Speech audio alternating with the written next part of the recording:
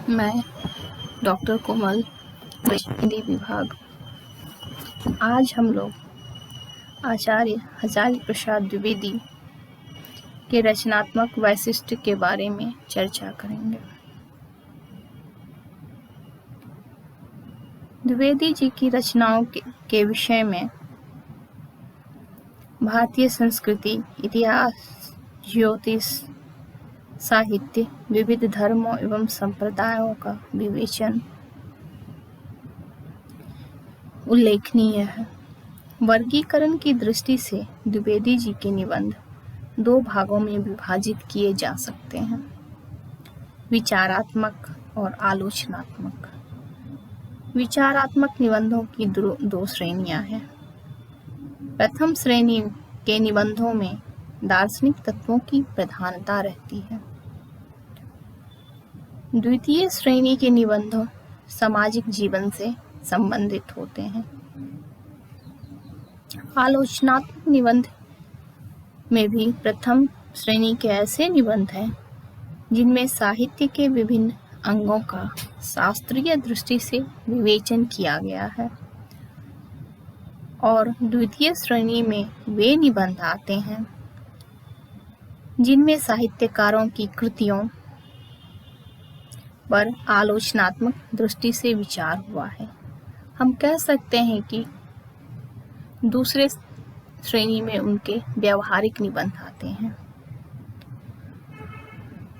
जिनके द्वारा व्यावहारिक आलोचना के विकास में भी योगदान मिला। द्विवेदी जी के इन निबंधों में विचारों की गहनता, निरीक्षण की नवीनता और विश्लेषण की सूक्ष्मता रहती है।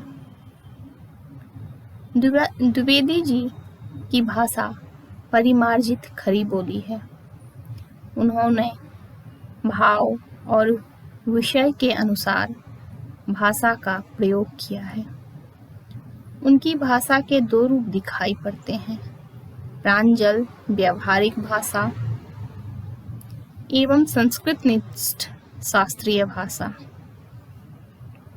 प्रथम रूप द्विवेदी जी के सामान्य निबंधों में मिलता है। इस प्रकार की भाषा में उर्दू और अंग्रेजी के शब्दों का भी समावेश हुआ है। द्वितीय शैली उपन्यासों और सैद्धांतिक आलोचना के क्रम में परिलक्षित होती है। द्विवेदी जी का विषय प्रतिपादन भी की शैली अत्यंत रोचक है। शास्त्रीय भाषा के दौरान भी उनकी भाषा का प्रभाव एवं प्रवाह खंडित नहीं होता। द्विवेदी जी की आलोचनात्मक शैली में गवेषणात्मकता का भी समावेश है।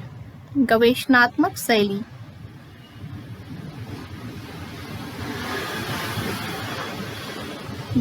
द्विवेदी जी के विचारात्मक तथा आलोचनात्मक निबंध में दिखाई देते हैं।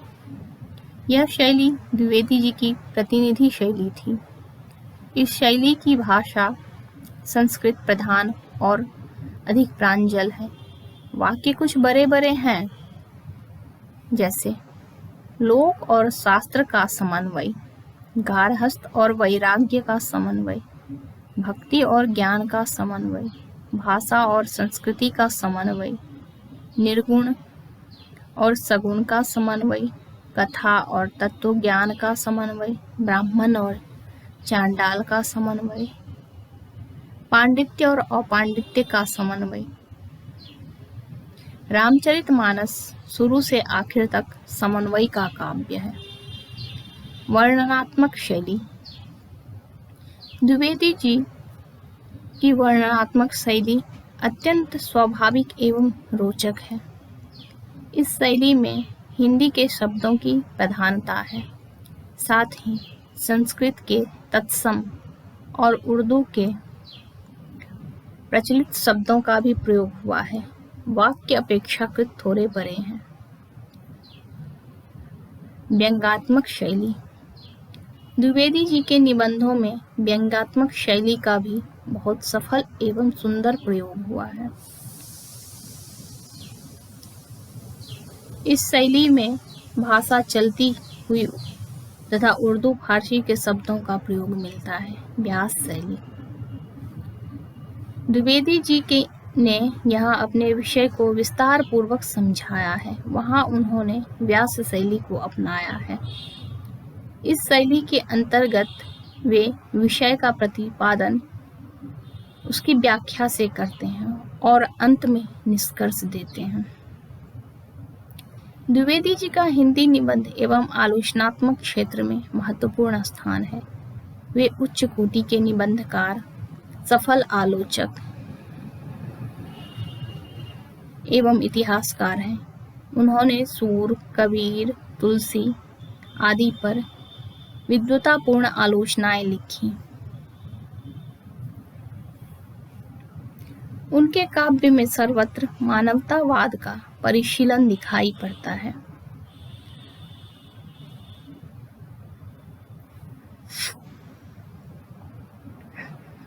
द्विवेदी जी का व्यक्तित्व बड़ा ही प्रभावशाली था। वे हिंदी, अंग्रेजी, संस्कृत और बांग्ला के विद्वान थे। भक्तिकालीन साहित्य का उन्हें अच्छा ज्ञान था और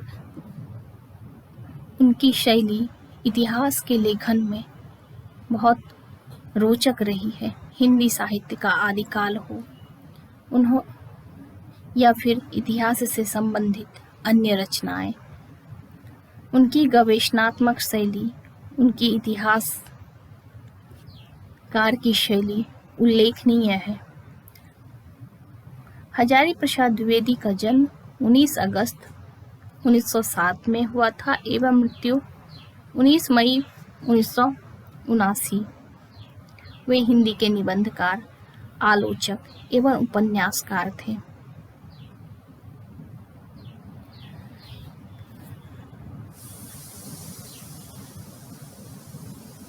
इन्होंने अपनी मानवतावादी दृष्टि रखते हुए आचार्य शुक्ल की स्थापनाओं का पुरजोर खंडन किया, लेकिन उनसे अलग राह नहीं बनाए और उनकी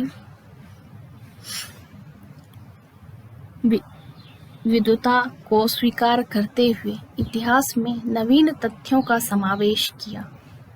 और वह समावेश इस प्रकार किया कि एक तरफ उन्होंने शुक्ल की मान्यताओं का खंडन भी किया और अपनी नवीन मान्यताओं की स्थापना भी की। शुक्ल जी की मान्यताओं को इस प्रकार खंडित करने का श्रेय सर्वप्रथम हजारी प्रसाद द्विवेदी को ही जाता है।